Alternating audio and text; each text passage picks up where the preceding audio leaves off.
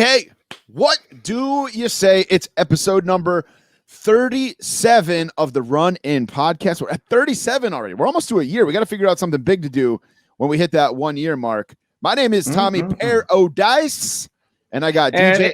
Sorry, brother. Didn't mean to step on you. Go ahead. Give your own intro. Go ahead. All over me. It's showtime, folks, and it's DJ right here. And I'm actually coming from the city of Inglewood. I'm like a couple blocks away from WrestleMania 2023. It's supposed to be WrestleMania 2021. Right?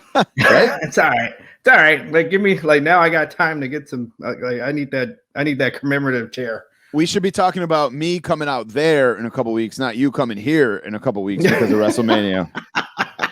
Got me buying all kinds of long johns, and this is some. But yeah,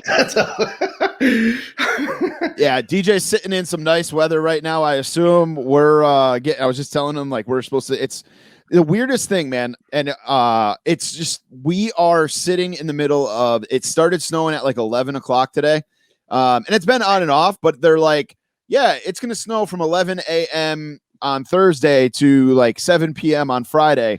But we're only going to get 4 to 6 inches. It's just lightly coming down, slush.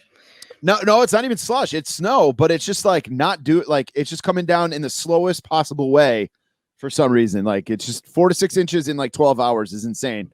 I mean, we've had storms where we get 6 inches in an hour. Right. My wife usually gets 4.5 inches in about a minute and a half. Hey, we're starting out quick here. Yeah. Yeah. Hey. right out the gate. God. I usually finish quick. We're just starting quick, Oh, jeez. Anyway. I got some exercises that can help you out there, Tommy. Male Kegels. Yes. Welcome in to the Run In podcast. The Run In podcast, by the way, is brought to you by Figure Collections. Make sure you hit up figurecollections.com. Make sure you hit up their YouTube channel. Head over to youtube.com/Figure Collections and check out the brand new history of Mattel's WWE retro figure line that lasted from 2016 to 2019. It came out this past Sunday, and they are a great sponsor of the show. And if you're in Indianapolis, go check out their actual physical store inside the mall. I forget exactly which mall it is, but just go to figurecollections.com and you get all that info there. They got a huge database of figures, not just wrestling, but all kinds of stuff. So make sure you check that out. A lot of stuff to run through here real quick. A lot of wrestling we're going to talk about here in this show today, and some toy news, obviously. Sir. And then we're going to announce later on in the show what our March Madness bracket is going to be. A lot of discussion going on the Inner Circle chat about what we should be doing and some great ideas. And I think we finally ironed it out and know what we're running with. So that being said, don't forget to follow us on YouTube. Head over to youtube.com and just type in the Run In podcast. Hit that subscribe button. We're so close to 100 subscribers. We need it. Yeah, we need those 100 subscribers over there. Help us out. We're getting close. And then also, while you're doing your social media checkups, follow us over on Twitter at Run In Podcast and at the Run In Pod on Instagram. Also, want to let you know we got a website coming very soon. Also, you can hit the Pro Wrestling Tees store, prowrestlingtees.com/runinpod. And the best way to help out the show, write a review on iTunes or Apple Podcasts, wherever you listen. Make sure you subscribe and write that review and tell one friend. If you got a friend who's into wrestling, say, yo, I got this podcast for you that I need you to listen to. It's good shit.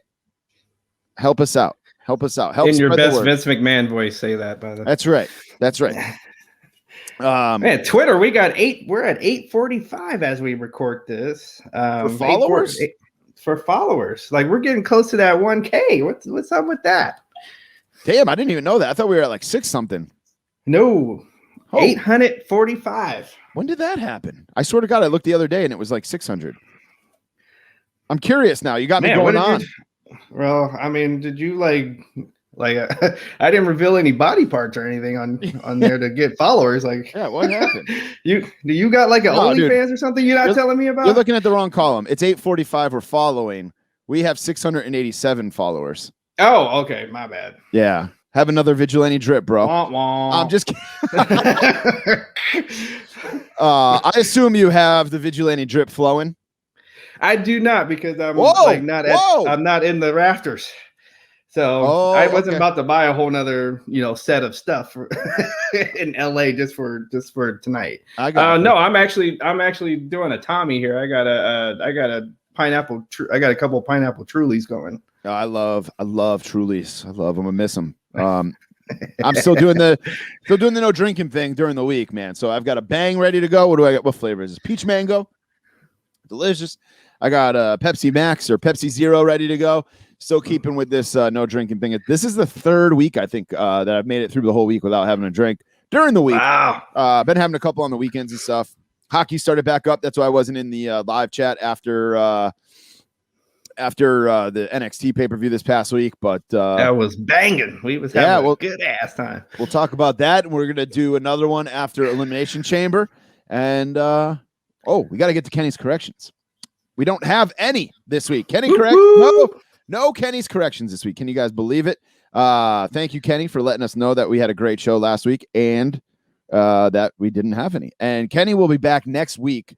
Or I'm sorry, Kenny will be back later in the show, I should say, with Kenny's Impact Minute. He's got 55 full seconds for you of the Impact Minute. He's going to let you know what's going on. Never quite hits it right on the in the 60. World of Impact Wrestling. And then also just want to shout out, Kenny's got a new Pro Wrestling Tees store. So help him out. Hit up prowrestlingtees.com/DaCallup, DACALLUP. And make sure you're following him on Instagram, YouTube, Twitter, all those, because he has some banging interviews coming up that he's going to be doing in the next couple weeks to a month. He's been letting us know, filling us in on who's coming on his show and stuff. So make sure champions. Yeah. Make sure you are subscribed so you don't miss anything. Exactly. What else is going on, DJ? How you feeling? I'm feeling pretty good. Like I said, I've been prepping myself for this trip, like doing stuff like, not turning on the heater when I wake up in the morning or something like that. I did get when we get the weekly purchases, I think I'm going to add some of the things that I bought for the trip. Absolutely. To weekly purchases. I'm really excited about this, and I'm excited about meeting the folks that are going to come and say hey to us at this event. Yeah, if you guys haven't heard, DJ is flying out here to beautiful Connecticut in a couple weeks, and me and him and Kenny and a friend of the show, Charles Andrew, are going to hit up the WrestleFest 4 convention that's going on over at Heroes Hideout in Albany. So if you guys are going to that, let us know. I know some of you guys are in the Albany area or the New York area. If you're making the drive, let us know. We'll be there. And we're going to grab some food and beers afterwards. Huge meet and greet that Heroes Hideout is doing. I'll run down the quick list of names here. It's like the Steiner Brothers. Yep. We got the Steiner Brothers. We got Greg the Hammer Valentine, Brutus the Barber Beefcake, the Bushwhackers, $1 Million Man, Ted DiBiase, and IRS, and Virgil. Money Inc., baby. Yeah, they got tons and tons of guys coming. I'm trying to pull up the link here just so I have everybody. Haku. Yeah, Haku, Alpha and Sika, Lex Luger, the Headbangers, Deuce and Domino, Ken Shamrock. You're excited about that. Powers of Pain, and a ton more. If you're interested in going, you can hit up heroeshideout.com and grab your tickets. $10 general admission ticket gets you in the dough, and then you just pay for the meet and greets. So we are going to be there from 10. Well, our entrance time, they're only doing it in 15-minute increments. Ours is going to be from 10:45 to 11 a.m. So make sure you're in there around the same area, and we'll come by, say hi. We'll have stickers with us and all kinds of stuff. So it's going to be a good time, man. I can't wait for that. I miss meet and greets. We do our own. We'll have our own meet and greet. We'll take pictures. Yeah, absolutely. Absolutely. So I think I'm about ready to get in the ring. How about you, DJ? All right, let's do it. All right. In the Ring is brought to you by Buy, Sell, Trade Toys on Instagram and Twitter. Use the code RUN10 to save yourself 10% at checkout. It's also brought to you by this week, figurecollections.com. Make sure you head over to figurecollections.com. Subscribe to the YouTube channel. Subscribe to their Instagram. Subscribe to their Facebook. All that good stuff. And if you're looking for a specific figure, hit up their eBay store and hit up buyselltradetoys.com. Between the two of them, you may be able to find something that you're looking for. If you're hitting up Buy, Sell, Trade Toys, make sure you use that code RUN10 to save yourself 10% at checkout. So, my man, we touched on it just a little bit earlier with the NXT Vengeance Day pay-per-view. You jumped on here and onto the Fig Cave Facebook group and did our live reaction show with Kenny and Mike Lanham. Thank you guys for jumping on. Thank you DJ for taking the wheel and running that for us. Yeah. And you said it was a banger, man. You had a good time? Oh, we had a good time. We had some comments coming from the Facebook list, people listening through Facebook. For those who've not done it with us before, you give us a comment, we put it up on the screen.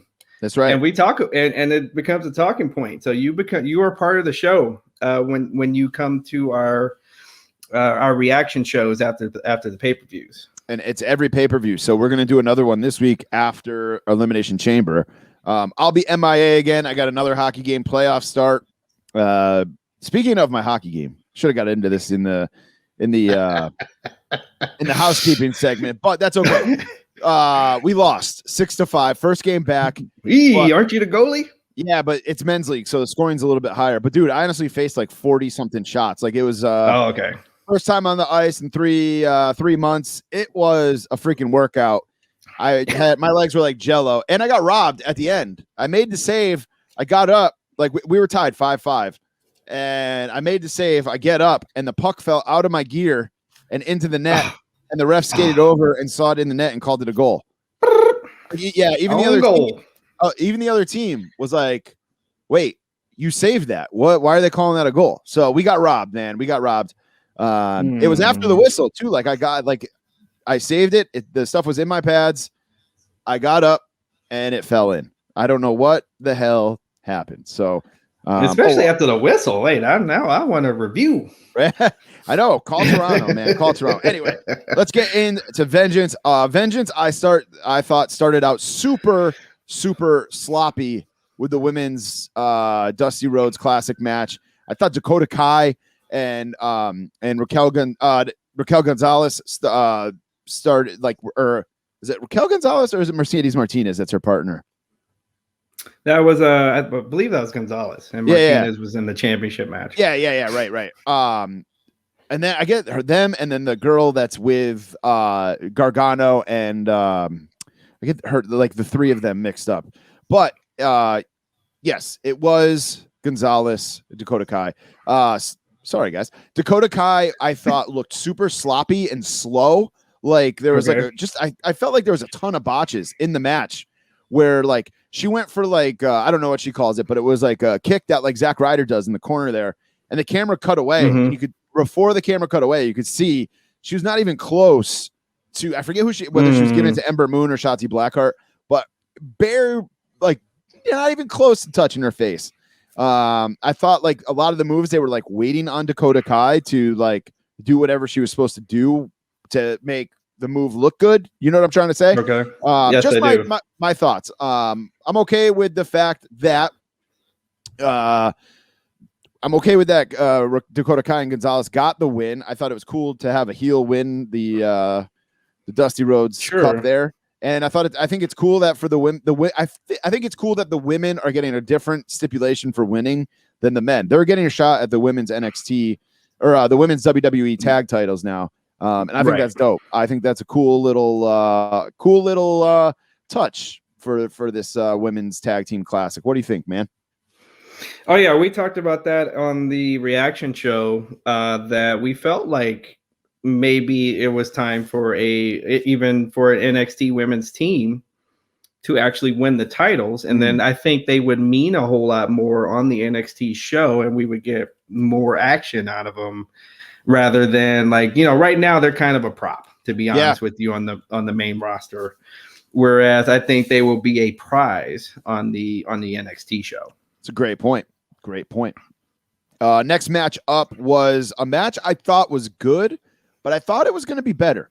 Kushida and Johnny Gargano for the NXT North American Championship. Man, there was just something about this match that I thought was going to be, I thought this was like match of the year candidate. And to me, it didn't really, I thought it was good. It's a great match. Mm-hmm. I think I was just expecting more out of it. Gargano obviously gets the win. But your thoughts? I thought it was. I kind of like that match. I thought a lot of close calls like you have in a Gargano takeover match. I think he likes having the close calls in his matches. No, I like that match. I thought it was maybe the either the second best, almost one of the best matches, I thought. All right, fair enough. Of the night or of the year? Of the night. Okay. All right, gotcha. Now of the year. I'm not that crazy. Yeah, I give it probably number 2 match of the year. I mean, of the night, not of the year. Night. Then we had the men's Dusty Rhodes Classic final. This was Grizzled Young Veterans and MSK. This match made me a fan of Grizzled Young Veterans, to be honest with you. Okay. We talked about it last week where we both were, becoming fans of MSK. But right. I think they needed a new name, but I think Grizzled Young Veterans have something here. I think they're going to be good for a long time. And I thought this was one of the matches of the night, to be honest with you. I thought this was a great tag team match. This had everything I love about tag team wrestling in it. No, it was a damn good match. I think, and to your point, I think, but like you said, I think both of these teams, we will see them again at Manias and SummerSlams and all. Like these are two, like these two, I think both of these teams have that something. Yep. And if, Vince lets the tag team wrestling happen here, you got two teams right there in the chamber ready to go. Yeah, for sure. Then we move on to the triple threat match for the NXT Women's Championship. This was Io Shirai, Mercedes Martinez, and Toni Storm. Great match. The women, we say it, I think almost every week, where the women are killing the women's division in NXT. They're just so good. It feels like everything means something with the women's division in NXT. And it's not just filler bullshit. This match was great. This match to me was the match of the night. I like, for whatever reason, I just really feel like the women's roster, they obviously like each other, but once they come out of Gorilla, it's a competition. I feel like they're like, I'm gonna make you have to top me, right? And it's for us fans, it's a win, because they're just giving bangers. Like, I mean, when was the last? You don't get too many sorry matches out of the women on NXT. So they're bangers almost at just about every match. Yeah, and I can't think of the last WWE women's match where I'm like, that was a banger, to use your word. But maybe one of the Bayley title defenses, but nothing really rings off the top of my head. But yeah, NXT is killing it. I take back what I said last week. I said I don't think Toni Storm is ready for the women's title. I think she's ready for this push that they're clearly about to give her. We saw a little bit, this past week on the NXT Weekly show where, right. I love the angle of her attacking Io Shirai during a photo shoot, and they have all the pictures of it. Right. That was a cool, something maybe we've seen a long time ago, but not seen in a while. So I thought that was kind of a cool little twist. And the long-term storytelling that people, accuse WWE not being able doing to do, right. With Io Shirai and Toni Storm, they're continuing this. They have a bitter rivalry. I say keep it going. Yeah. They're putting butts in the seats or eyes on the screen, whatever you want to say. Yep. So I agree. And then we got our last match, the NXT Championship match, Finn Balor versus Pete Dunne. This is another match. I thought it was okay. I thought it was good. But I thought it was maybe it was just the hype. You know how somebody tells you got to go eat at this restaurant, and you go eat there, and you're like, it was okay. The hype kind of ruins it for you. I think I was so hyped for this match. I just expected more. And then of course, after the match, we get the breakup.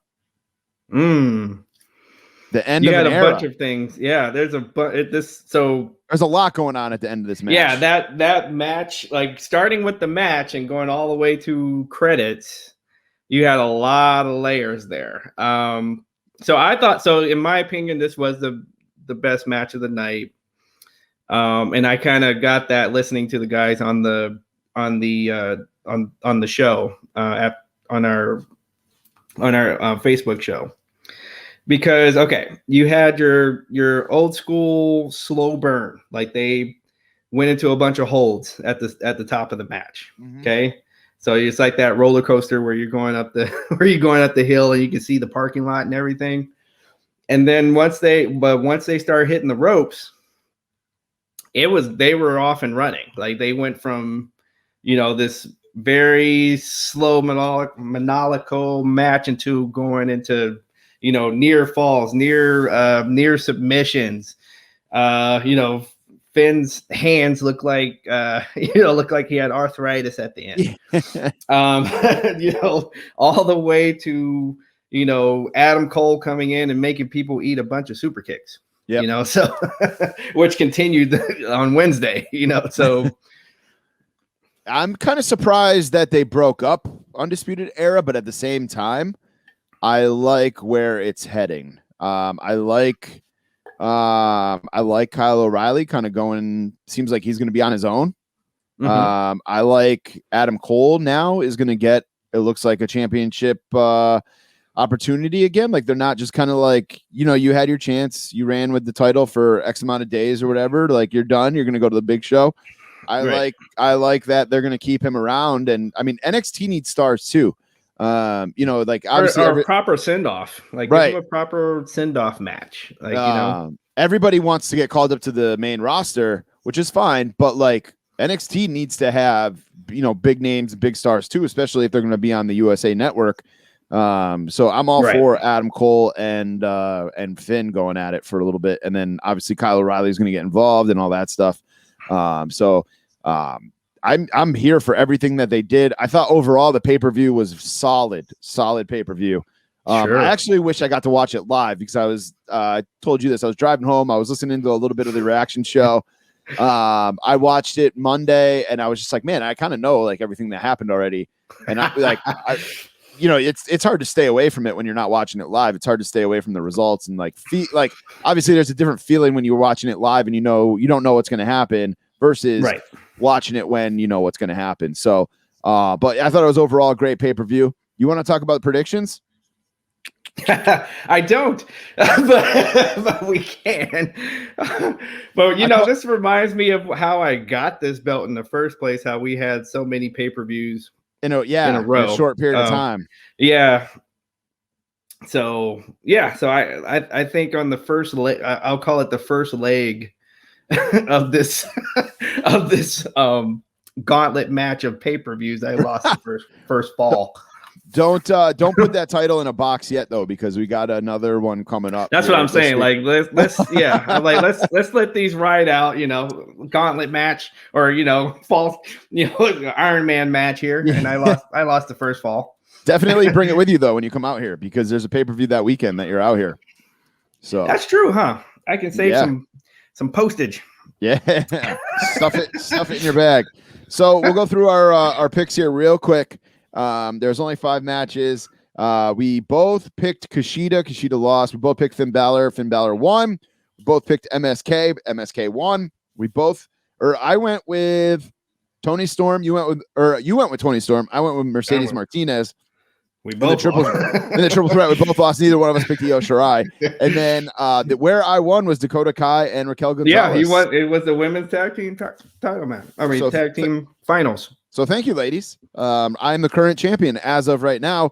But let's get into some picks for Elimination Chamber. Actually, let's hold off on our picks for Elimination Chamber. Let's do those after we do our 3 things from the week in wrestling. This is where we talk about. This is what we do when there's normally no pay-per-views. We just pick 3 things in the weekly shows to talk about. I'll kick it off with AEW being a goddamn mess last night. Holy shit, dude. That show last night was probably one of the worst episodes of AEW I've ever seen. And if you want to come at me, about AEW being the drizzling last night. It was kind of bad. It's pretty bad. Tommy Paradise. TOMMYPAIRODICE. You can at me because that show was the drizzling shits. Here, I'll give you my list of stuff that was wrong with it. What the fuck are they doing with Hangman Page? Like, Hangman Page should be like challenging for that TNT title. He should be like a top mid-card guy. Right. He shouldn't be fucking diddling with Matt Hardy. Like, Adam Page is already over. Like, you don't need Matt Hardy to build Adam Page, in my opinion. This is Cesaro of AEW. Yeah. And then we got JR saying Omega is the WWE champion. JR hasn't worked for WWE in what, 7 years? And he's proud of it. Like he'll be the first one to be pounding his chest saying how long he has not worked for WWE.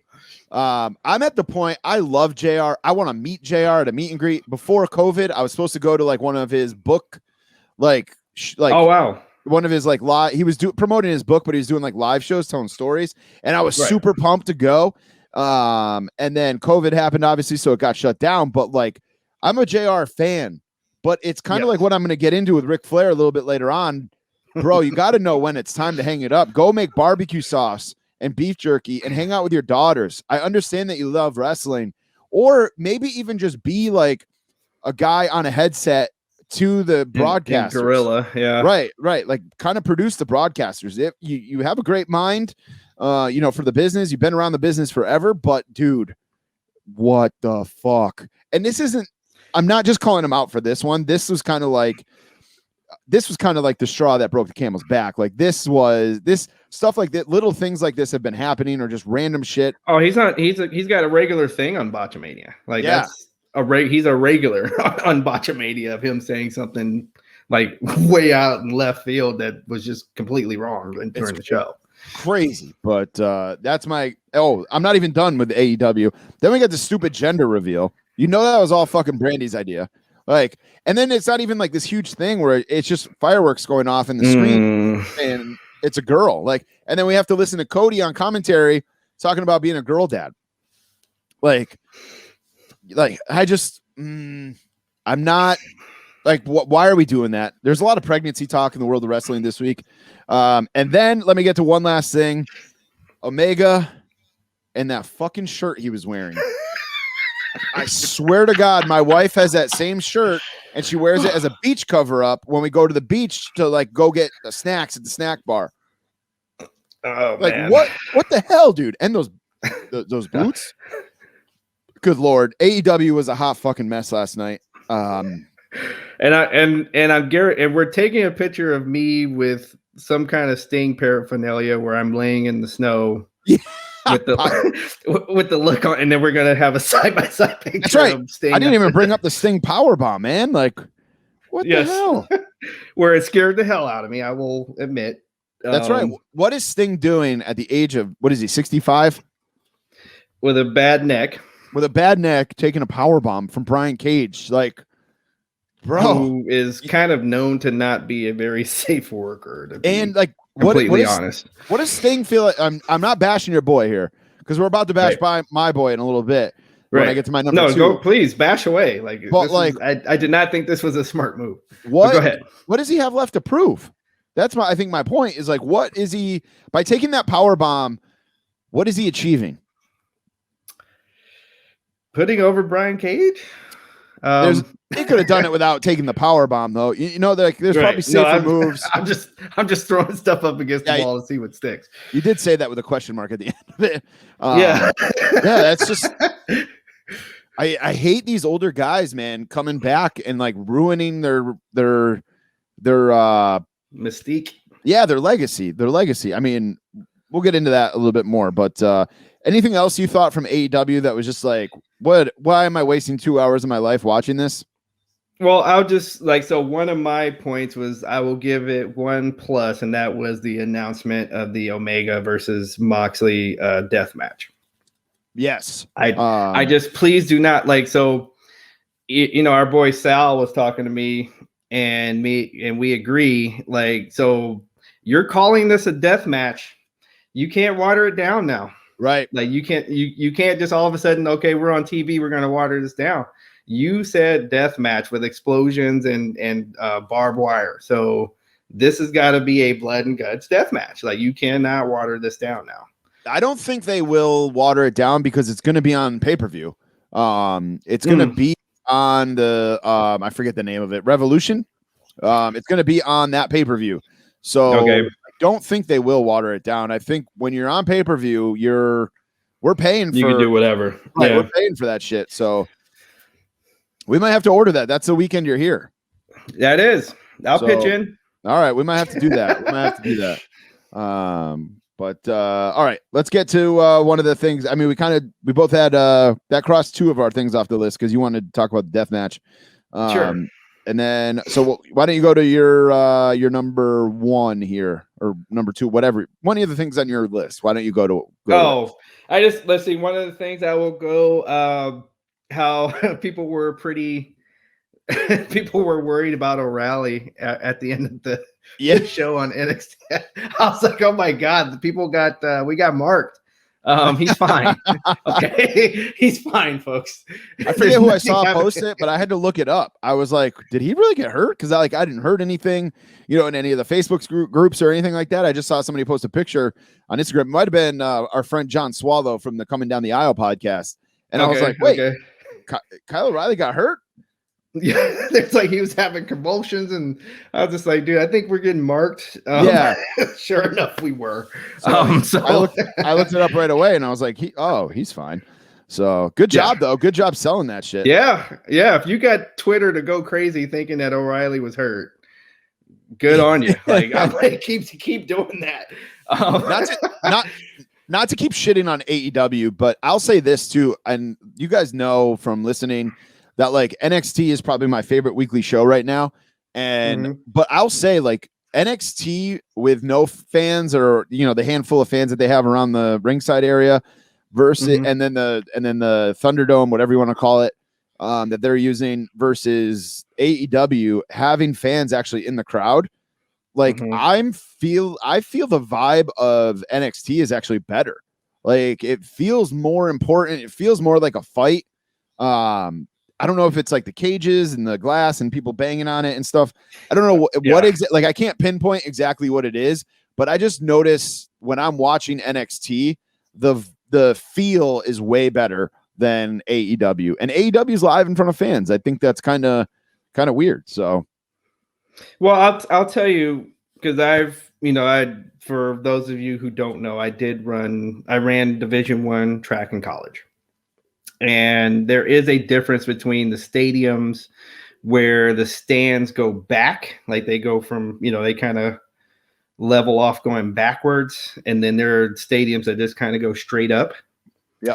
And the stadiums that go straight up are way more intimidating than the ones where the seats are going back. So, because as they go further away, they're further away from you. So you can barely hear the people that are up in the bleachers.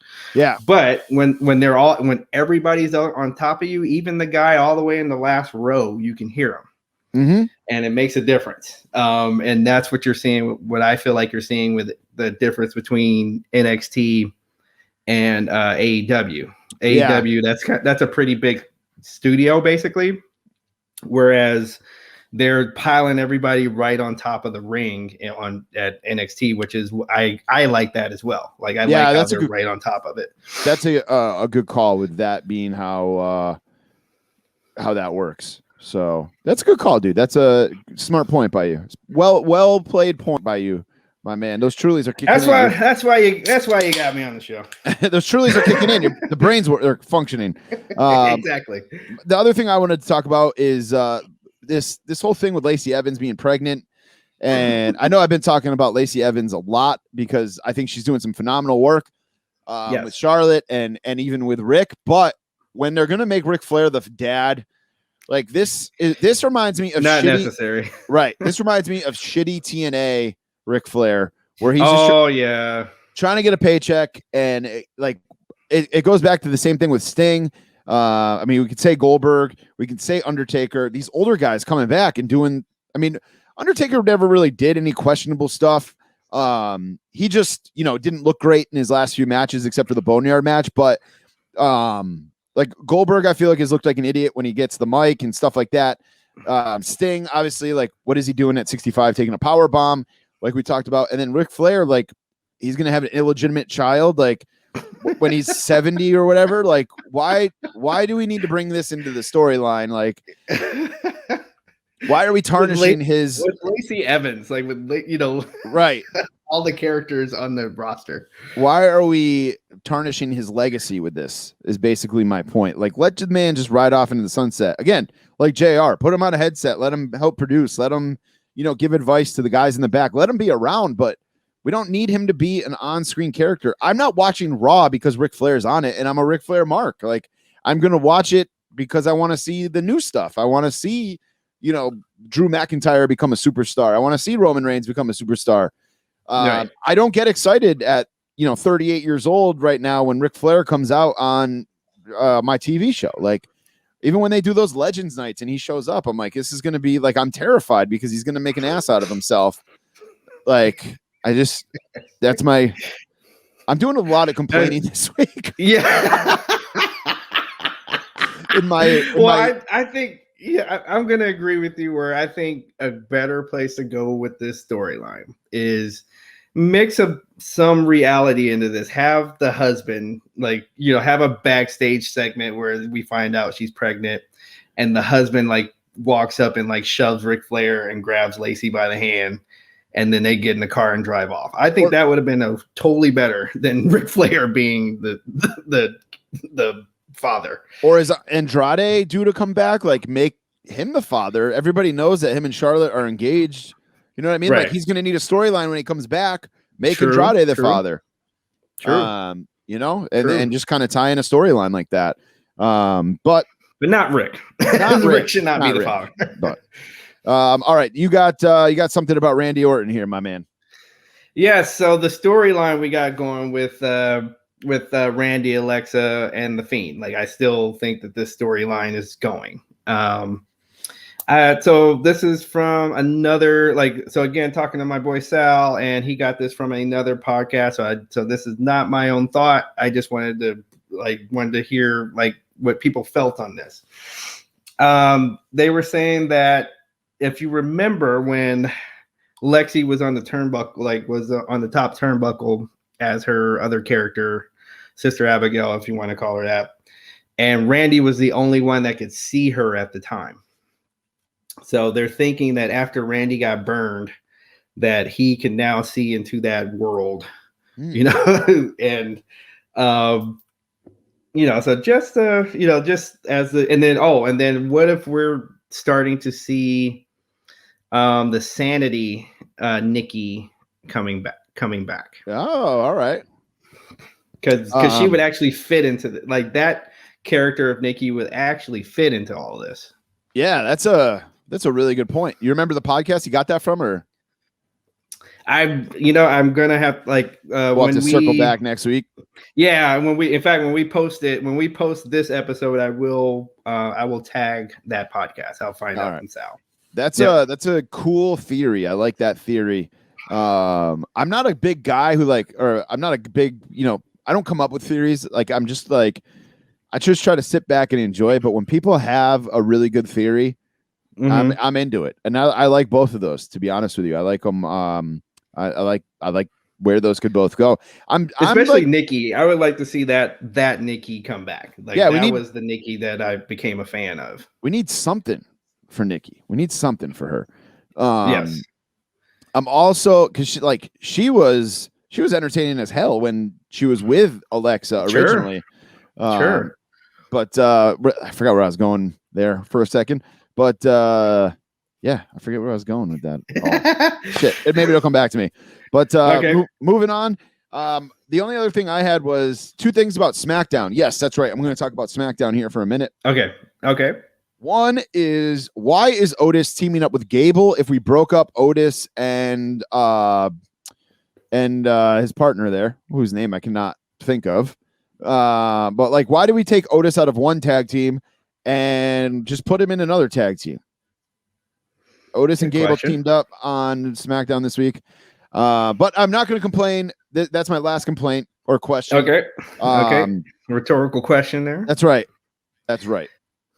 Feel free to answer some of these folks if you shout us out on Twitter. Feel free. Slide into the DM. Tucker, Otis's partner was Tucker. Right. But the other thing, I'm not going to complain about this. I'm actually excited about this. Seth Rollins got his Burn It Down theme back. That theme slaps, as the kids say. I will say that like with him coming back at the Royal Rumble, it was a little disappointing when you hear that like that his Messiah music. Like the Burn It Down is just so like there's not a lot of entrance music that is like not legendary, but like makes an impact anymore. Right. Well, it's all generic. It's all the same kind of. But that Burn It Down, man, like you heard that and it was like, and then the screaming. No, it's up there. It's up there with, the first line of American Dream. What a Rush. You got Bring the Walls Down. You got, so like, there's this stuff that we like. Oh, Sean, like we like this kind of stuff at the beginning, Break It Down. We like all of that. At the beginning of the song, and it on purpose gets you to pop before the song starts. Right. I'm big as the kids say. Yeah, I'm big on theme songs. I cannot stand generic, just guitar blaring theme songs. I'm gonna shit on AEW one more time. The music I think I've said this on the pod before. The music in AEW sucks. Like there's only a handful of people. Like I say, Darby Allin's is cool. I like Orange Cassidy or the Best Friends theme. Who else? Jericho's. Well, he's an actual rock star, right? And then Hangman Page, and then after that, I got a scrounge. Like after that, it's like you said, it's generic guitar player and guy walks out. I don't think Cody's is bad. Cody's is pretty good too. Yeah. Like Cody's is recognizable. I feel like that's I think that's what's missing is that there's nothing's recognizable.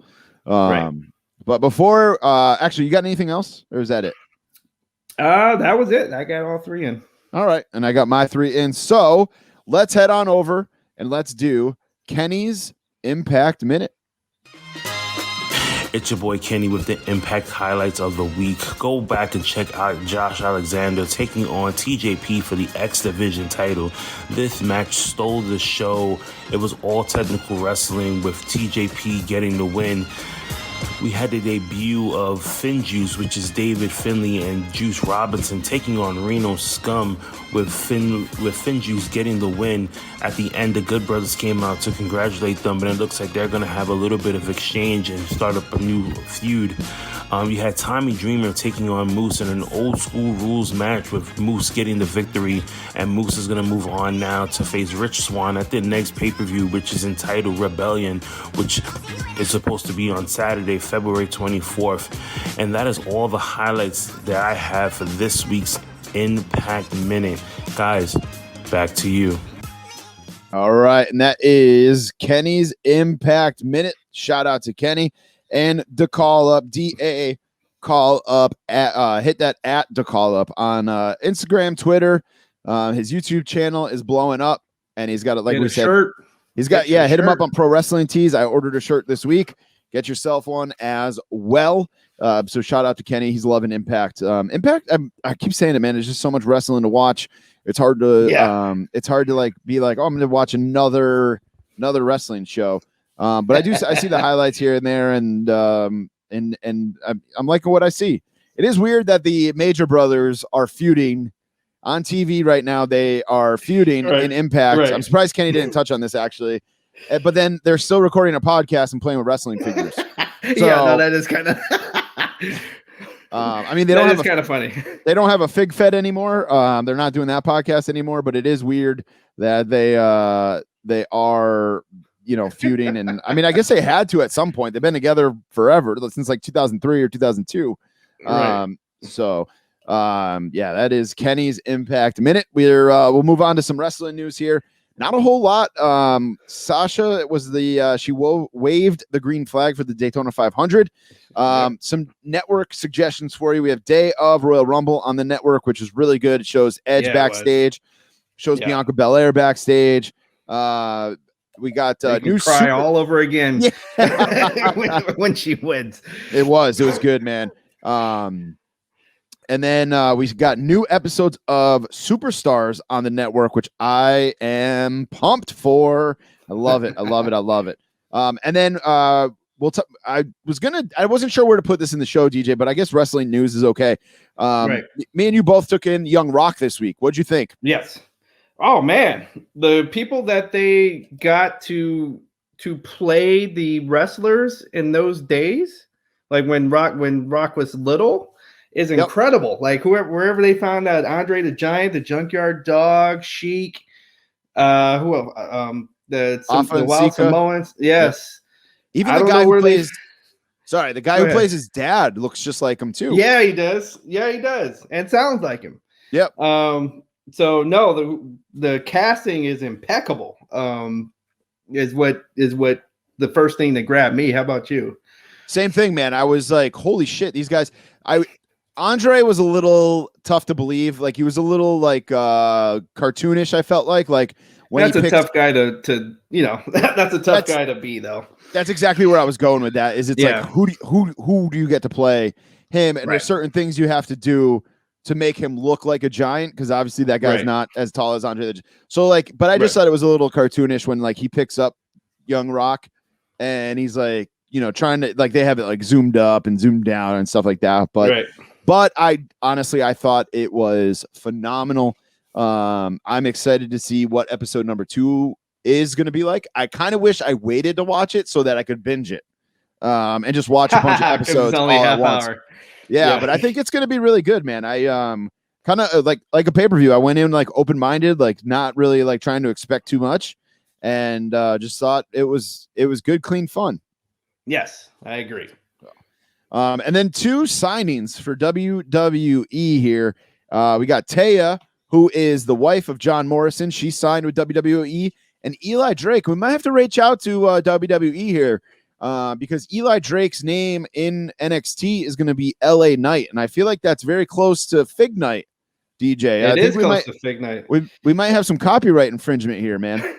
In fact, most of my I had to laugh because most of my fantasy football teams, because I'm from LA, and so the reason for Knights is because that was my high school mascot. Mm-hmm. So a lot of my fantasy football teams are the LA Knights, way before this guy came along. So yeah, I think I might need to have a talk, Benny. Yeah. That's awesome that you got into that because I was one of these episodes you got to get into why I'm Tommy Paradise, why you're Fig Knight. So you just gave out your story, man. We'll get into that. Maybe they're our next Q&A episode. I was just thinking too, we got to do a Q&A episode pretty soon. It's been a little while. Do another Q&A. I love the Q&A episode. Yeah, because one of our partners is going to have a Q&A. We read some of the questions and we're like, oh yeah, Phil has a Q&A coming out on the Fig Cave. And people want the deep questions from Phil. Oh yeah. But that's it for Oh no, I almost forgot Elimination Chamber picks. Almost forgot them. Elimination Chamber. Almost forgot. I'm taking that title and I'm just running away because I didn't want to go through the. You're doing a Sami Zayn here, That's right. All right, so we got 5 matches on Wikipedia here. We've got. We'll just go in order. We got number 1 is Drew McIntyre versus AJ Styles versus Jeff Hardy versus Randy Orton versus Sheamus versus Kofi. Now, how do we want to do this? Do we want to each pick 2 for these Elimination Chamber matches? We probably better because it's such a crapshoot, and that's a lot of people in a match. Yeah. All right. So I'm the champ. I get to go first. That's the rule. All right. I'll be honest with you, man. I'm picking Drew McIntyre, and I don't need to pick anybody else because I don't think Drew McIntyre is not going to WrestleMania as the champion. So I'm only going to pick Drew McIntyre for that first one. That's for the WWE Championship. So I'm going Drew McIntyre. I'm not even going to pick a second guess. All right. Who do you like, my man? All right. So just to give me some better odds here. I also I agree with that, but just because we said we could pick 2, I'm also going to pick AJ. Okay. The only thing I could see and I'm not changing my answer or anything like that. I'm just kind of giving some insight here. The only thing I could see is something that I mentioned before, where I feel like they might take the title off of Drew McIntyre. I said this when he was fighting Goldberg out. So I can win it with the so crowd. He can win it with a crowd. That's the only reason why I would see him losing the title on Sunday at Elimination Chamber. But correct. I digress. Let's get into Asuka versus Lacey Evans with her baby daddy, Ric Flair. DJ, so this match is still happening. This match is still. Oh, that's a good point. It's on Wikipedia. So let's pick it anyway. I don't really know what to do in this situation. Is she actually pregnant? And with the risk of me being like, I could be getting marked here. So let me just say that, I could completely be getting marked, but I feel like she's pregnant. She's for real pregnant. Huh. Yeah, I wasn't sure. I feel like I've seen things that say she is, but at the same time, I feel like she hasn't posted anything. Oh, nope. It's on Wikipedia. They are currently expecting their second child as announced by her on the February 15th episode. Oh, that doesn't really mean anything. On the episode of Raw. So here, we'll pick this match. If it doesn't happen because she actually is pregnant, we'll just squash it. Yeah, it won't count. So you go ahead, Asuka or Lacey Evans. I still got to pick Asuka, because I feel like even if let's say Lacey Evans is about to win this thing and Ric Flair, is doing something to help, I see Charlotte coming out and then turn and help Asuka. So I think Asuka wins this thing. All right, I'm gonna say Lacey just to go against you, and because there's a chance that the match might not happen. Right. Number 3 is a triple threat. It's Bobby Lash. Oh, no. Yeah, it is a triple threat. Bobby Lashley versus Keith Lee versus Riddle for the United States Championship. I'm going to go with Keith Lee on this one, man. I think this is the start of that push that, his first title. I think this is the start of that push we're supposed to be getting of him. Yeah, I'm going to have to agree. That's where I was going with this. I think because I also think that to reiterate I think they want to take this title off of Captain Milkdud and and to get him to in the world title picture, because I think that's a great match is McIntyre versus Milkdud. I feel like there'd be backlash if I called him Milkdud. I'll do it for you. All right. My kid calls him Ninja Turtle. He says he looks like a Ninja Turtle. He looks like a muscular brown M&M. It's all right. All right. Next up, we've got Jey Uso, Kevin Owens, King Corbin, Sami Zayn, Cesaro, and Daniel Bryan in an Elimination Chamber match for a Universal Championship match later that night. So who you got facing Roman later that night? I'm going to go I'm going completely from the heart here. I'm going Cesaro. Oh, I hope so. Yeah, I'm going totally from the heart. I keep feeling like it's starting to really feel like he's getting a push. I'm feeling it, even from the shows and everything, and how they talk about him when he comes out and his, and he's having better promos now. I was going to say, we didn't talk about his promo on Raw Talk afterwards. That was oh man. Yes. That was Miz-esque, where Miz put himself on the map on Talking Smack, I think, or whatever it was. And then Cesaro kind of did the same thing or it wasn't Raw Talk because it was on SmackDown, whatever the SmackDown one's called. I don't know if it's still called Smack Talk or whatever. Anyway, Talking Smack, whatever it's called. Right.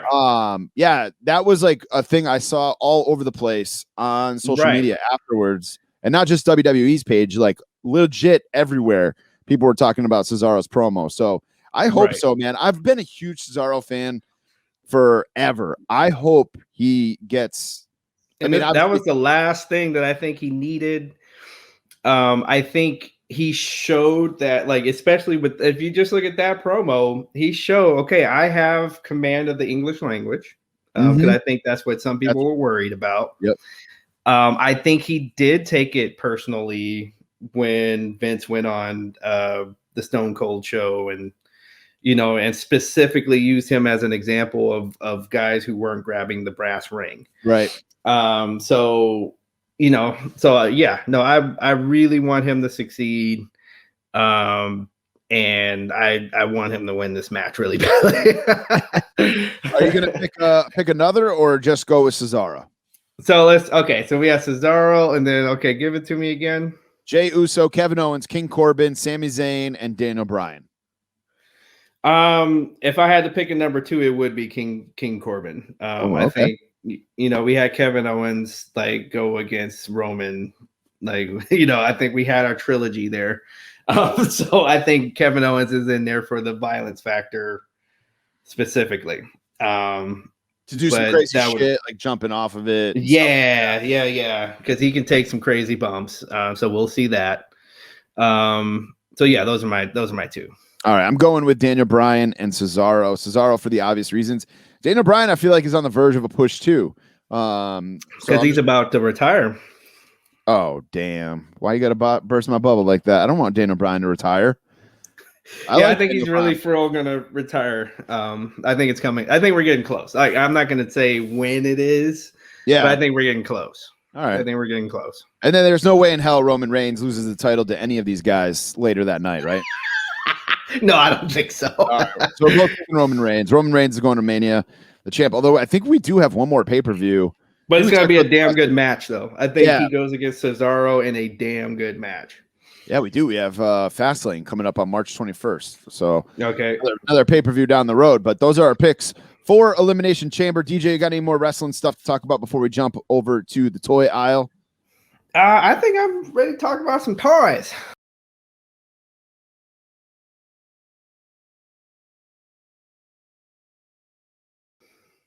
All right, and Walk That Toy Aisle is brought to you by Heroes Hideout. Use the code RUNIN at checkout.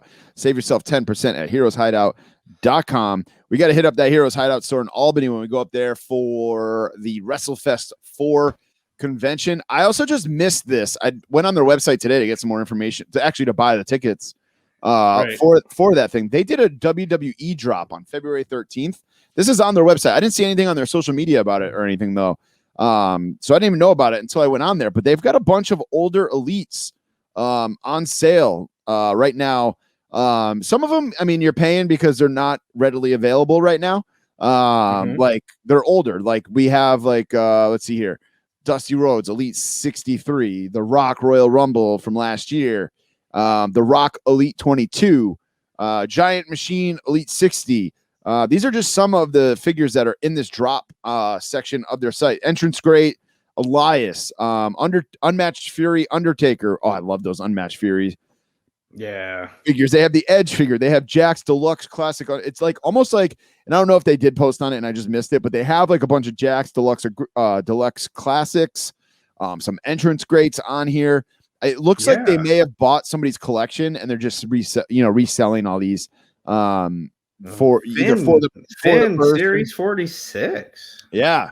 So there's some good stuff on there, and you can use the code RUN in to save 10%. Make sure you put a space in there.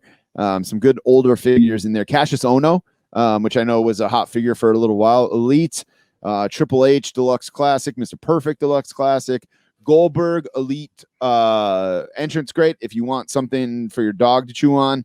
So a lot of good stuff on Heroes Hideout. Check it out on heroeshideout.com. Just click on WWE Drop February 13th. So let's get into it. Let's get into some toy news. WWE Elites. We saw some new pictures here of in the box. We saw the Macho Man Ultimate Edition, and we saw the Edge Ultimate Edition. We saw like boxed up pictures of those, which means they're shipping. Mine shipped today. So I cannot wait for my Macho Man. These look really, really good. I'm excited for the Macho Man to come. I didn't get Edge. I just got Macho Man. The Edge hair, though, I don't know if you saw the scan where his hair is like flowing backwards. That looks like something Jack's got the something about Mary thing going. Yeah, exactly. Exactly. So, I mean, people are going to love that figure because it symbolizes him coming back and stuff. There is a lot of good in it. It's a great looking figure. I love these Ultimate Editions. I can't wait for more. I can't wait for the Ric Flair one. But the Macho Man one is a figure that I'm pumped for, that I am excited to get. And maybe I'll do a live unboxing on our YouTube with it. Put that up. And because it shipped today, so I should have it by sometime next week. So we also saw in-box pictures of the Fan Takeover Series Wave number 2. That is Randy Orton, Christian, Johnny Gargano in his Wolverine gear, and X-Pac. These also went up for order this week on Amazon, and it was a little, to use the Major Brothers word, kabuki-ish, because there were some issues with it. I could not find the X-Pac to save my life. Oh, dude, I had a link. You should have let me know. It was there. Yep. It was there. I'll resend it to you when we get off the air, because these dudes, they go up and they come down. But I was able to order X-Pac, but some of the pictures didn't match the names. And then when you first so people were getting nervous about like which one should I order. And I guess this happened a little bit with the first wave, and people were like, just pick the one with the pick. Like it was happening with Adam Cole and Seth Rollins on the first wave, and people said, pick the one that matches the picture of the one that you want. I know a lot of people ordered 2 because Amazon's so good with returns. You just bring it to Kohl's, baby, and you get that return pretty quick. But I was able to order X-Pac. The other thing that was weird about it was they said like currently unavailable, but you could still order them, and it would say like we'll email you, when we have a shipping date. So I actually just got my shipping date this morning. I should have it March 31st, I believe, is the release date. So man, I'll send you that link. I thought it was in our chat, but I'll send it to you, and then you should still be able to order it or keep an eye on it. And then once it pops up, it'll pops back up. It'll be up there. So let's see here. What else we got? Not a whole lot of wrestling figure news this week. The Amazon, we just talked about those. Zombie Sailor announced another retro fig he's going to be putting out, and it's going to be Kevin Sullivan. I'm not super excited about this. Like, to me, the Bruiser Brody and the Dino Bravo, like that he already announced, those are 2 that I absolutely have to have. Bruiser, I want, yeah. Kevin Sullivan to me is like, I'll wait and see how much it's going to be, or you know what I mean? Like, it's not something where I'm like, oh shit, I need that. It's only because I know I go like as a person that goes to independent shows, dude, Kevin will just show up all of a sudden, or he'll be on the card, or or come meet Kevin Sullivan. So I can just see like having that figure and being ready to see Kevin Sullivan. So that's what came to mind when you said Kevin Sullivan. Okay, fair enough. I'm waiting to see how much these are going to be too. True. I think they're going to. I don't see. It's hard to say. It really is hard to say because these haven't really been done before. I mean, the retros, the Mattel retros were like $12.99, but those are like hugely mass produced. These obviously aren't going to. There's a lot more work going into these. Is basically what I'm saying. We're getting another Jushin Thunder Liger Storm Collectibles exclusive. This is like debut Liger. This is a very cool. Ringside has a picture up. This is from his 1989 debut attire. A picture of a side-by-side with his actual like promo picture and the figure. And I've never seen this picture before, to be honest with you. And it looks cool as hell. I regret not getting one of these Liger figures because I don't think they're on Ringside anymore. Like, I think like the one that they're here. Are they? All right. Yeah. I might have to order one then, because the one I want though is like one. It's like whatever one would be like closest to his WCW attire. Right. Yeah, there's so 2. It looks like silver with like silver chest. Yeah, I think that's the closest one I could get right now. $55. Wasn't that huge of a Liger fan to spend $55 on it? But I like who knows? the black and gold though. The black and gold looks dope too. But like next sale, maybe I'll see what's going on with that and snag it. Good call. But that thing looks amazing. And Storm Collectibles does such a great job.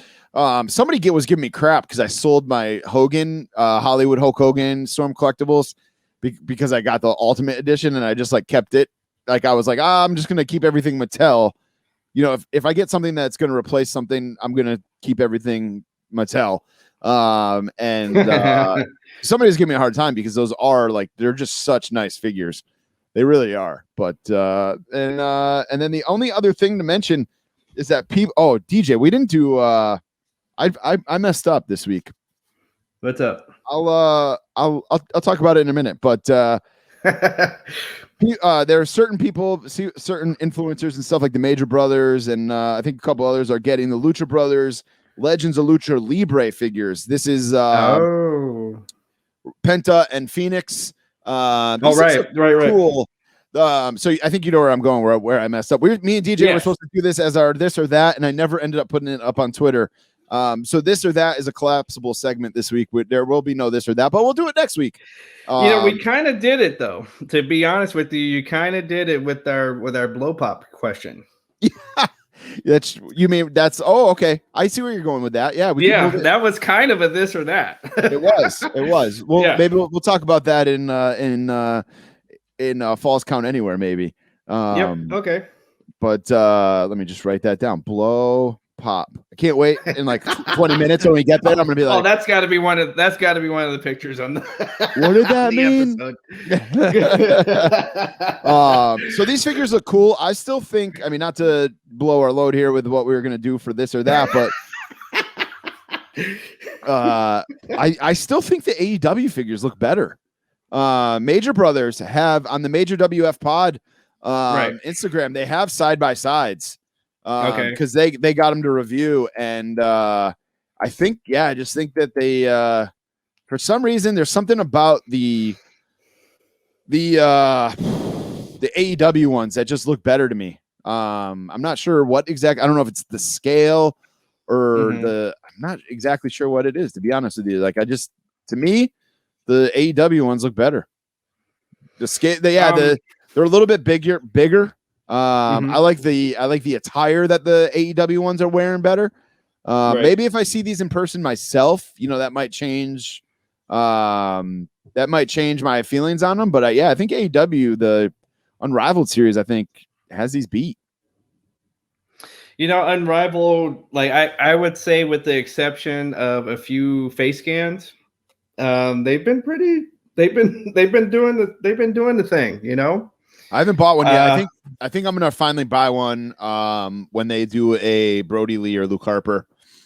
Okay. I think that'll be the one I finally buy, and that'll just go on my miscellaneous shelf. And just as a guy who I respect and loved, that'll just be my one AEW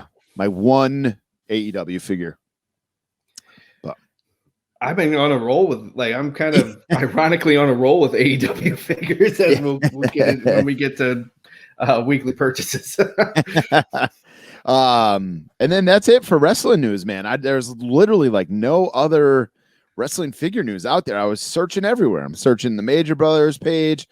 I'm searching, all kinds of stuff, and there's nothing. Ringside, Deep Freedom, no other news. But I will say, we did get some. I don't know if you saw these, DJ. The Major Brothers posted these too. An old 30 years later, and these pics just pop up on the internet for the first time. It's old WCW pictures of figures that never came out of Hogan, the Renegade, and Renegade. Wow. Yeah. Wow. And the just Shark. For the hell of it, I would take. Yeah, for the hell of it though, I would get a Renegade. Yeah, these were never released, and they look like original San Francisco toy makers WCW figures. But unbelievable. Okay. Our boy Fig Heel, I think, will probably post about these too on his unreleased figure page, so check that out as well. When he showed that Sting, it made me pout. Oh yeah, he just showed the Mattel Elite that was supposed to come in the Legends line that didn't end up coming out because Rafter Sting. Yeah, because of the contract deal. So, all right, so we'll move away from wrestling figures. Like we said, not a whole lot of news. Marvel Legends. There's going to be an announcement tomorrow through Hasbro Pulse. Maybe some new Marvel Legends. We're not really sure. So stay tuned to find out about that. I just wanted to make you guys aware of that. NECA announced or showed off the Turtles in Disguise this week. Nice. I don't know if I'm going to get these, to be honest with you. Like, I saw the pictures and I'm kind of like, I'm at the point where I got to make some decisions where like, I want them, but do I need them?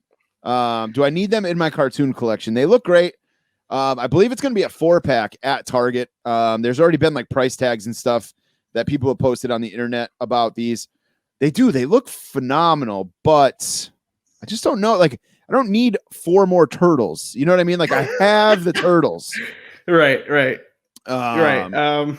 Hey, man, you're going to have to start doing what I do. Do you have, like, is there an episode that you can remember, this particular figure, and did it resonate with you? Right. I do. Once they put the masks on them, I was like, oh, I remember that.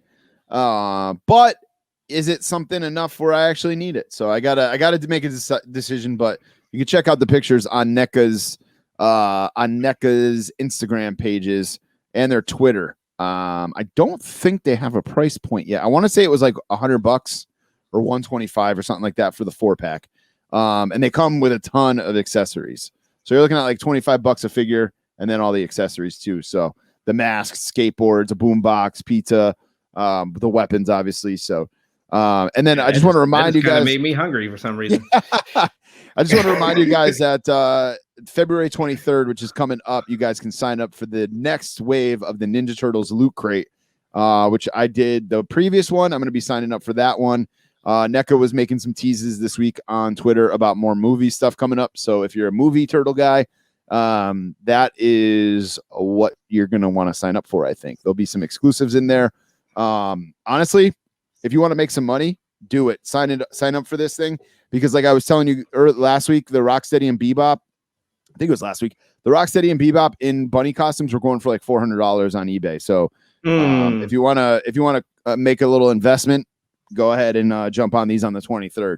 And then DJ, we don't have a lot of news. So as far as figures go, so I wanted to, instead of just doing like weekly purchases, I wanted to like maybe throw a question out there about our collection, about, our style of collecting or something like that into every episode. As long as there's not a shit ton of news like there was like last week. So I've had a couple questions like in our notes and we've never gotten to any of them. Because we start talking about figures and we get off on a tangent and stuff like that. So this week I want to actually do it though this week. So let's do this. I was listening to the Major Brothers podcast this week and they talk about a figure that like kind of been looking at, and I kind of did this last week. Like, people are always asking, what's your holy grail? What are you looking for? So like, to me, I was like, why don't we just talk about what we're trying to look for right now? Like, I came across this 4 Horsemen 4-pack last week with with Ric Flair, Benoit, Mongo McMichael, and Dean Malenko. And it was something that like I've never had, I wanted. And it was like kind of like in the back of my mind, like if I see that for a good price, I'm going to grab it. So listen to the Major Brothers podcast. One of them snagged a Ric Flair Galoob at a toy show in the box, mint on card, for like a great price. So immediately I'm like, man, I kind of need I have the Hasbro, I have the giant Galoob. I think I need a Ric Flair Galoob. So like I just put it into my eBay searches and like I'll watch it. And if one pops up in a price point that I'm interested in, I'll jump on it. So like, I mean, we're kind of just building this segment as we go, but my thought was that's one thing I'm looking for. Buy, sell, trade toys asks me all the time, what are you looking for right now? Like currently in store, I need the Ultimate Warrior Royal Rumble. I need the $1 Million Man Legends Chase. But then like, I also want the Ultimate Warrior flashback in the red, white, and blue series. It was like the Walmart exclusive flashback. There was like 2 waves of it where you could build the SummerSlam set. Like I need that. I had it, I sold it, and I have immediate regret. So that's like what I'm looking. That's what I'm looking for right now. What are you looking for, man? Like that's what I think. That's one thing we don't talk about enough on here. We'll mention something and we're just like, oh yeah, I'm going to get that when it comes out. That's true. Especially with like our listeners here, we got all these people that could be hunting and helping. So definitely a $1 Million Man and Undertaker Legends, the Target ones. I foolishly was optimistic and said, you know what, I'm going to find these in the wild, and that's not happening. So yeah, I saw it, and but it'll be more fun when I get mine. And then I guess like kind of grail kind of things that I'm looking for. So I was a huge fan, still am, of Gotcha Man or Battle of the Planets. Yep. So especially starting with the Jason character, like Jason was my favorite character on the show. For those of you not familiar with this, so Jason's character was basically Raphael. Like that's where they got the character for Raphael, was Jason. Like he just had this attitude. The Mark was basically the leader. He was like Leonardo, etc. Like they, if you watch the show, you would see that there is that you can kind of tell that the people that wrote Teenage Mutant Ninja Turtles definitely watched Gotcha Man or Battle of the Planets here in the States. And for those of you that don't know, like they are these think the Silverhawks, or think they're kind of a team like that, or Voltron, where they, these kids that had these powers with these suits on, and they could combine and they could and make a Falcon out of the jet. It's hard to explain. You got to watch the show, but definitely something that I'm hunting for and trying not to pay my rent money to get. I like when you put it that way. I'm looking to not pay my rent money for that. Yeah. So It's like every once in a while we should just talk about what we're, what. So like that Ric Flair gloop. It's not really a grail for me. It's just something that like I feel like I need for my collection. When I stumble across it, yeah. When I stumble across it, I stumble across it for a price I'm willing to pay, whether it be at a toy show or when eBay or whatever. Exactly. I have it loose, but I kind of want a mint on card one to go with my Hasbro. Sure. So, just a cool thing that we can talk about every once in a while here. Other than that, though, and that Ultimate Warrior Royal Rumble figure, somebody said it the other day in one of the groups I'm in. And they're like, I think that figure only exists in pictures. I have not. What's crazy is I haven't seen any of that other series. No, I haven't seen I still Austin, got Bobby Heenan. Yeah, I still got Bobby Heenan hanging in my Target. I still got even here in the Inglewood Target. It's like I saw 3 Paul Orndorffs, and that's it. So it's like, But I found something else, though, that I did not expect to find, which I'll go over. Real quick, before we get into weekly purchases, I do want to mention, if you're in the Major Brothers, I know we've talked about them a little bit this week, but they're collectors, man. We got to talk about them. How about to say just a little? If you're in their Patreon group, I highly suggest listening to their bonus episode this month. And this might get people to sign up. I might need like a little commission from this, but really. Listen to their bonus episode with Liz, who is Brian Meyer's wife, and Chelsea Green, who is Matt Cardona's fiance.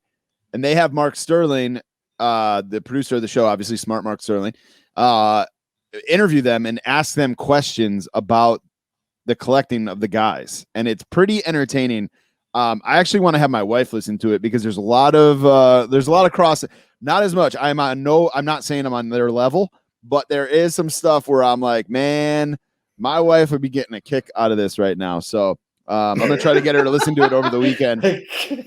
But it is an entertaining listen to hear them talk about those two and their collections and like how they met and like what they first thought about it when they first met and stuff like that. So that is pretty good. That's something that's like, I know DJ, not to get into like too personal lives here, but you're back in the dating game. And to me, man, that's like something that's almost terrifying where like, if something ever happened between me and my wife, and first of all, what am I going to do with all this shit behind me? Second of all, like, if I get the movers were having fun with me. I'll just say that. But go ahead. If I get a new place and then I want to bring a new lady over, I'm not saying this is going to happen, but I'm just like every once in a while, I'm like, man, what if things go south? And well, let me tell you something. And I know this is gonna make this is gonna make you and everybody listening to this laugh, but I've had enough Trulies. I can share. Here we go. That is specifically in my dating profiles. Okay. Dude, I collect, and if you can't handle that, just go ahead and swipe, because that's good for you. I don't know if I could do that. I don't know if I could put that out there right away. I think I would need a couple. I think I would need some time to. It's like farting in front of a girl for the first time. No, it's like, and it comes like I basically I show, a picture of the rafters, after first couple of conversations. All right, here's what it looks like. Good for you, man. Good for you. Yeah. So let's see how that works out. All right, let's get into weekly purchases. DJ, I'll let you go first. All right, let's see. So let's start. So remember, I'm coming to you live from Inglewood. I'm not in the rafters. There's a couple of things that I left there. So let me go over those first. First one, when I come, one of the people I want to meet is Ken Shamrock. So I did get another Ken Shamrock figure on card, so it's for him to sign. Did you get the Elite? I got a Jack's Classic actually with the Intercontinental title. Nice. Yeah. So I kind of wanted that kind of meant a little bit more than the Mattel one, because the Mattel one doesn't give you there's no Intercontinental title. That's not really when he was at his peak on that particular figure. Sure.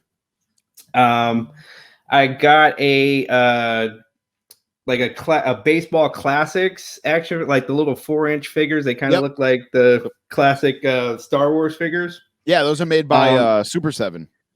Yes. And so I got a Jackie Robinson. Nice. Love it. I'm like, you know what? It's February. We should do it. And I got that from my people over at Comic and Action Figure Addicts in there in the Bay Area. And then in Target, in the wild, folks. Okay, one figure I got was Orange Cassidy at Target. At Target, damn, good for you, man. Good for you. That's a score. And I also got a Black Series Mandalorian and Child. Nice, love it. This is my first Black Star Wars series figure. Nobody told me that these bad boys are $35. I didn't know that. That's only that one is only $35 because it's a 2-pack. Technically a 2-pack. Because I got a little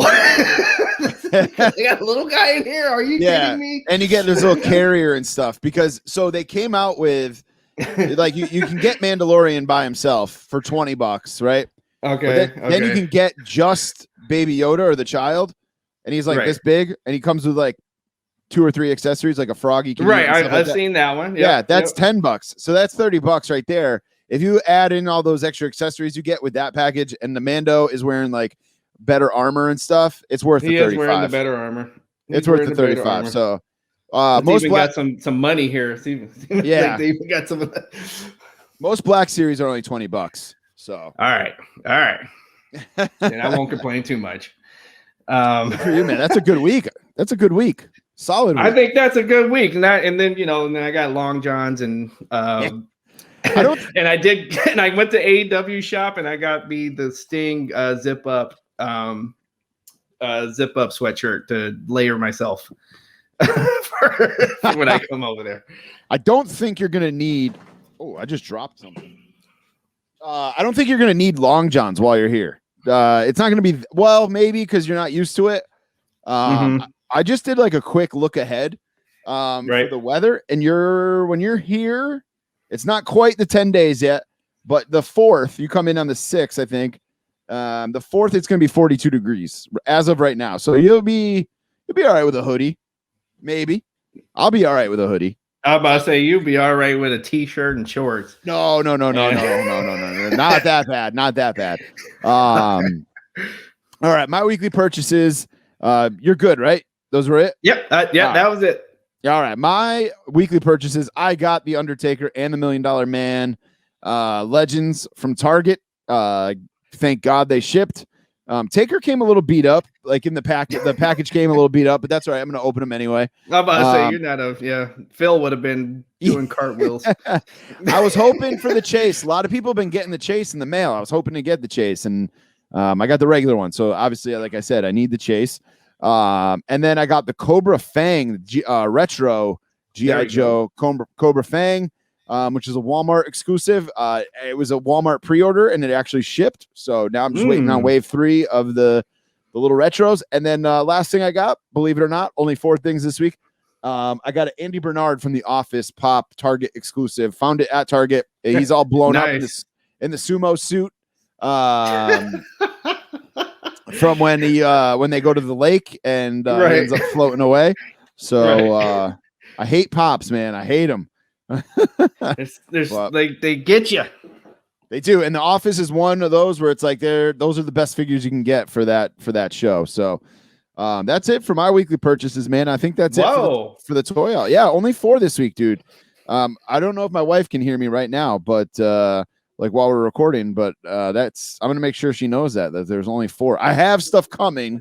I think I have stuff coming. Yes, I have at least one more thing coming. So I said they're pre-orders. They're pre-orders. Right. I said my Macho Man shipped. So for my Macho Man Ultimate Edition, so I should be able to talk about that all next week. All right, guys, let's move into Falls Count Anywhere. Falls Count Anywhere is a part of the show where we talk about whatever the hell we want to talk about. And me, DJ, our inner circle, Zach Egoff, Mike Lanham, and Phil Gentile, we had a serious conversation going on Tuesday night. I had an idea for a March Madness bracket. Another podcast we found out is doing the same style of bracket or the same themed bracket, and it has nothing to do with wrestling. Obviously, we're a very wrestling driven podcast, but I feel like everybody does like best finishing moves, best WrestleMania matches, best entrance music, best tag teams, and there's nothing wrong with that. I just wanted to do something different. I had one idea in mind, and then we had to call an audible, and we started talking, and we've got some great ideas. And our March Madness tournament, it's going to start March 1st. DJ doesn't even know this, I don't think. The week of March 1st, it's going to start. And what we're going to do is we're going to have different regions for restaurants, not just fast food. Not just, breakfast places. We're going to do different brackets where it's going to be fast food or burger joints or pizza or, sit down or casual fast food like Chipotle and stuff like that.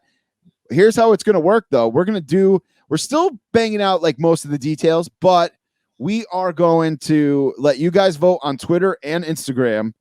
And then me and DJ will give our opinions. And then it's going to come down to all of us, including Mike and Zach and Phil voting. Including my vote's going to count, DJ's vote's going to count.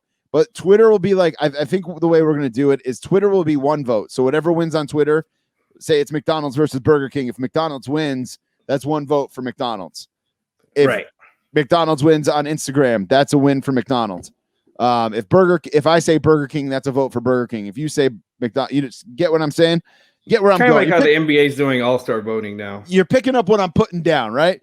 So we'll start bringing that to you sometime in March. We're not sure if we're going to do little spin-off episodes to talk about it or if we're just going to make it part of the show or what the deal is. So we got to hash that part out, and we got to build the bracket and see, who's going where. But I think it's going to be a lot of fun.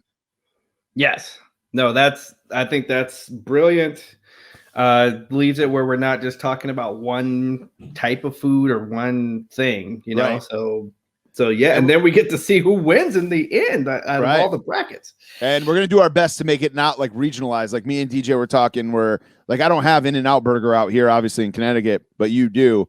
So we're gonna try to make it as little. I mean, I've been to In-N-Out, and I wish there was one out here, but we'll try to make it as non-regional as possible. And obviously, there's probably gonna be a couple things that get left off. Don't get too angry with us. This is for fun, right? We're just gonna have some fun in March, So also, as DJ mentioned, we did a this or that kind of on Twitter with blow pops. Actually, we did it on Twitter and Instagram. Yes. And it was basically if people were loving this, like this, it kind of went off here. Yeah, it kind of blew up a little bit. There's people I've never seen like our tweets and tweet back to us about it. But it was 5 blow pops. Excuse me. 5 blow pops. Blow pops. And there was 5 different flavors, and you had to pick one: cherry, strawberry, watermelon, sour apple, or grape. I wrote the tweet that and the Instagram post that I put out there, so everybody knows my vote. It is sour apple or GTFO. But I'm curious, DJ, what do you think? What's your pick? Cherry. Yes. I'm not a big fan of cherry anything, even to go off the Trulies that you're drinking. The black cherry ones to me. No, the black cherry is not that great. It tastes like cough medicine. No, but the cherry blow pop that works for your boy. Somebody brought up blue raspberry, and I think it's a crime that blue raspberry is not on here, because I think I would have to pick blue raspberry. But you were going with the base flavors, like blue raspberry, something that came along later, almost not fair. Definitely. Because now you're talking, that's another level of blow pop, and I would have to agree with that person. Mm-hmm. But for the ones that we were, for the base flavors, there's a lot of different. I was snatching cherries. Yeah, there's a lot of different responses to this too. I thought for sure sour apple would run away with the win. I'm just gonna run through some tweets here. Strawberry, sour apple, cherry, sour apple, and I'm ashamed to say it. Cherry, sour apple all day. Watermelon, cherry, easily. Grape. See that team cherries. Yeah. Look at that. Strawberry, cherry, watermelon. Watermelon would probably be my second pick. Grape. I like the gum on the watermelon. Cherry, sour apple, cherry. Wow, cherry actually has a lot of votes. Sour apple, grape, cherry. Mike Lanham says, as long as there's not a blue raspberry one, I'm probably down for just about anything. Watermelon, apple. Yeah, so a lot of different votes. This one blew up. Oh, and then shout out to the Bionic Ankle. He says, who isn't picking watermelon? It goes watermelon, cherry, strawberry, and apple and grape are equals in their bootiness. Yeah, grape is not that great either. No, I'm not a big fan of grape. I like grape soda and grape Gatorade, but that's probably it. So grape flavored other stuff, I'm not a huge. Yeah, there's not a lot of grape flavored stuff that is that great. Yeah. So this was a lot of fun. I'm glad that kind of people were having fun with that. So yes, let's move on here throughout Falls Count Anywhere. We got a couple of new movie trailers this week. We got Justice League and we got Mortal Kombat. Your thoughts on these? I liked how they went total rated R preview for the Mortal Kombat. Yep. Hey, wear it like that. It's a rated R movie that should be if you've ever played the game. The name of the movie or the name is Mortal Kombat. Do you know what that means? That means death. Yes. Essentially. Yes, this is, ripping hearts out and showing it to your opponent, so so they wore it. I loved it. This is the Justice League I've been waiting to see. I know that the Justice League that came out is a Frankenstein of a movie where you had 2 directors basically, one director coming in and saying, I think I'm just going to change everything, and just use some of this footage and change the way the footage looks. So now the original director is okay, that was garbage. Let me show you what I was going to do. So I'm off. I got HBO Max. I'm ready. Yeah, I'm glad that they're doing a reboot, if you will, of Justice League. Just for that fact, like you said, man, it's a weird mishmash. The original. I didn't hate the original, but I thought there was definitely some things they could have done better. So we'll see what happens with that. And I'm excited for Mortal Kombat. I don't think there's ever, I know there's been other Mortal Kombat movies, but I don't think there's ever been a really good one. No, I think they really got some really good actors, some really good action sequences here.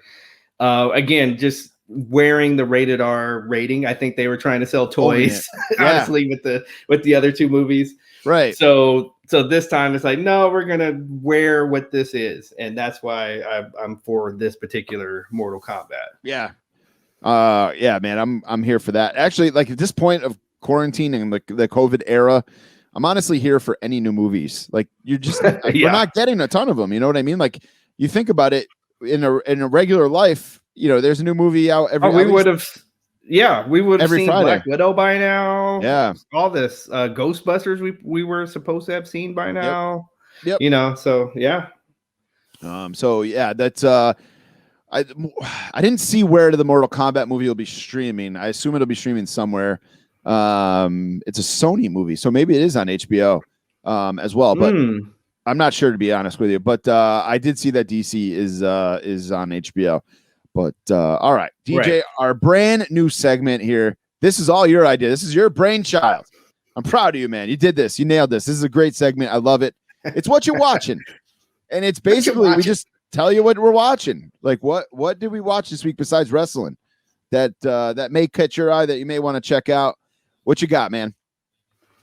You know, I went on. So you know, I've been a huge fan and advocate of HBO Max. And Judas and the Black Messiah. For those of you that are trying to look for some insight on in some of the Black History Month here and things that went on during the Civil Rights era, this will give you another kind of a story. Like, you know, now if you want to see something other than when people were just marching, this will do it for you. Like this gives you an insight on the Black Panther Party, and then the Black Panther Party in Chicago. So, you know, they were not backing down to nobody. I'm gonna just say it like that. And then the things that, like, I don't, just to not give it away if you don't know this part of history. There's some things that, like, there's some undisputed era things that happen in this movie, as you can tell from the title. So some great actors, like you have, you know, the actors that were in Get Out are in this movie. So this, like, I would say if you're in for, you know, you're ready to watch something like this, yeah, I would give it a thumbs up. Nice. I'm gonna check that out. But yeah, that sounds good, man. Mine, you're gonna laugh at me. Me and the wife had a very nice Valentine's Day. We had a very married Valentine's Day. Okay. My mom took our son for us overnight, and we went to Kohl's, and we went to Target, and we went and had dinner at Longhorn. And then, which I actually like for a chain restaurant, this is going to go in, you know, our March Madness bracket. For a chain restaurant, I'm not a huge chain guy. Like when it's time to go, like, sit down and go out to dinner, like I'd rather go to like a local, you know, place or something like that. I'm not a huge chain guy. So with the exception of Red Robin and Longhorn, I just feel like I've gone to like a bunch of Longhorns in the country, and they're always consistent. The service is always good. The food's always good. So that's where we went for dinner on Valentine's Day. Anyway, we came home, did it, and then we watched the Britney Spears documentary that everybody's been talking about. And after watching it, I've got one thing to say. All right. Hashtag free Britney. Even if you're now, what is this on? This is on Hulu, actually. Okay. Even if you're not like a huge Britney Spears fan, the things they talk about that happened to her. I was explaining this to our friend of the show, Tony, who I was explaining to him, like, you think about like it's probably like 2002, maybe even 99, 2000, the year. They're asking her about her virginity and stuff, where it's like, if somebody did that, think about that's not that long ago. At least it doesn't seem that long ago. No, like, it doesn't. They're publicly asking her about her virginity. People would be shamed if they did that now. Like, True. That's like so you see what she went through and why, you know, she kind of went off the deep end in 2007. She was just sick of the shit. And it really is a good thing. It's crazy that her dad still has this control over her.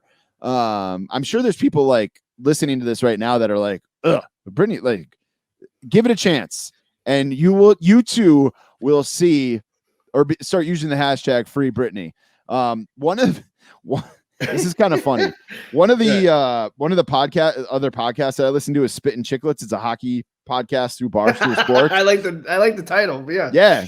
And they actually put out on Instagram today. Shit, I can't find it now. But it was one of the hosts saying, like, if you don't believe in the Free Britney movement, stop listening to our podcast. After watching the documentary tonight. Dude, it's it's a lot of crazy stuff. But it's good. It's very But it good. makes sense. Like, I just, as some people might remember about me, like, I've, living here in Los Angeles in my early 20s, I did a lot of extra work, and I got to see behind the curtain and behind the camera. Mm-hmm. And I'm trying to tell you folks, like, I know we make fun of celebrities and everything, but it is not easy. It's not an easy life. Yeah. At all. Not at all. And that's like, now I'm going to watch this tonight. Like, now I'm interested. Yeah, yep. It is. It's really good. I enjoyed it way more than I thought I was going to. So, I missed something here in the Walk That Toy aisle. So I'm going to circle back here real quick. NECA also announced, for the cartoon Ninja Turtles, we are getting a 2-pack of the Punk Frogs. I did see that. Yep. Rasputin and Genghis Frog. They look great. Again, I don't particularly remember these guys, so I think I might pass on these guys. But they're tempting. They're very tempting. But check them out. You can check them out on the Foosh. The Foosh has all the photos, and obviously on NECA's social medias. I just saw that as I was scrolling through here or something, and I just wanted to make sure I didn't forget about that. But yeah, man, Britney Spears documentary, take it in for sure. DJ, got anything else before we wrap up here? I think we can wrap it up, bro. Man, we are getting these shows under 2 hours. We're doing a great job of getting these shows under 2 hours. All right, let's wrap up here with our shout outs. You guys know we are going to plug the Fig Cave podcast. It's our boy Phil Gentile's podcast. And we got to plug the Fig Cave Facebook group. Go to Fig Cave or thefigcave.com. Join now. If you join before this weekend, we got a yard sale going on over there this weekend where everybody's going to be selling figures. I've got a stack of figures that I'm going to be selling to unload so that I can have some money for this meet and greet thing that we're doing. And then, really. And I want to let you guys know, if you're a listener of the podcast, we've got magnets for sale or that are going to be up for sale. And if you buy them in the yard sale, you get them for $5 shipped, and I'll throw in a sticker. And after that, when these are actually for sale, once we get our website up, they're going to be $1 more. So you could save yourself $1 and have yourself a cool ass magnet. It's a Raw is War logo. These things are awesome. I'll put pictures up, obviously. Just to kind of give you guys an idea, like what I'm going to be selling in there. I got a $1 Million Man basic, a $1 Million Man Elite, not the new Legends, but the Hall of Fame series from before, where he's in his trunks. I got some Undertaker figures. I've got some Marvel Legends that I'm going to be selling. So you're going to want to jump on the figcave.com and join this group.